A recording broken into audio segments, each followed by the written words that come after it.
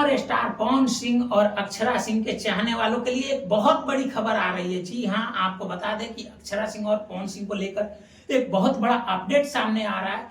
यह आशंका जताया जा रहा है कि पावर स्टार पवन सिंह और अक्षरा सिंह एक बार फिर से एक होकर भोजपुरी दर्शकों का मनोरंजन करते हुए नजर आएंगे। जी हाँ, जैसा कि आप अक्षरा सिंह का एक हालिया में वायरल इंटरव्यू देखा है और आपको बता दें कि उस इंटरव्यू में अक्षरा सिंह का जो प्यार है पवन सिंह के लिए झलक पड़ा है।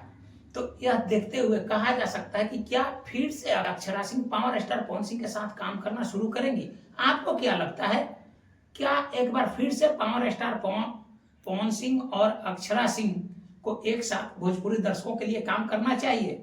भोजपुरी इंडस्ट्री के लिए इन दोनों की जोड़ी कितनी कामगर साबित हुई है यह किसी से नहीं छुपा है, लेकिन एक बार फिर से इस जोड़ी को एक होकर भोजपुरी इंडस्ट्री में आगे बढ़ने की उम्मीद इनके दर्शक और प्रशंसक लगा रहे हैं। तो आपको क्या लगता है, एक बार फिर से ये जोड़ी भोजपुरी दर्शकों का मनोरंजन करेगी? कमेंट में राय जरूर दें।